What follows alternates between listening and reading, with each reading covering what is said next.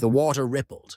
A cold wind whipped through the trees, and I swear it felt like something moved behind me. But when I turned, there was nothing there. That night, I woke to whispering. It wasn't the wind, and it wasn't the house settling. It was Nathan's voice, clear as day. "Sarah, come find me." I sat up so fast I nearly fell out of bed. The room was still, silent, but something felt wrong. The next morning, I found an old shoebox under my bed. I didn't recognize it, but when I opened it, I froze. Inside were things I hadn't seen in years. Nathan's favorite marble, a drawing he'd made of us playing in the yard, and a small wooden bird he used to carry everywhere. The bird's wings were broken, snapped clean off. The whispers didn't stop. Each night, they got louder. And it wasn't just Nathan anymore. There was another voice, harsher, older. "You've taken what's ours." By the fifth night, I woke to muddy footprints leading from the front door to my bed. It was the well. I knew it was. The stories had warned me, but I didn't listen. The well didn't just take something small.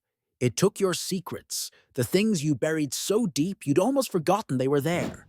But here's the thing about secrets. They don't stay buried forever. I remembered now. That day Nathan disappeared, he'd begged me to come with him into the woods. I told him no. I had a book I wanted to read, and I didn't want to deal with him tagging along. Later, after everyone started looking for him, I heard something in the woods. His laugh. Faint, but unmistakable. And I didn't tell anyone. I was scared. The well didn't just want my guilt.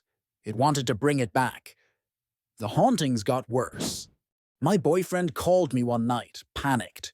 "Sarah, I got a call from your brother." My stomach dropped. He said he needs help. He was crying. I barely remember running back to the well.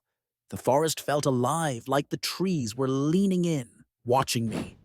The well shimmered brighter than before, its water bubbling like it was waiting for me. There was a note pinned to the stones with a rusted nail. "Every wish has a cost. Yours is overdue." "I'll give it back," I shouted. "Take it all back. Just bring him back to me." The ground shook. The water glowed. And then, Nathan.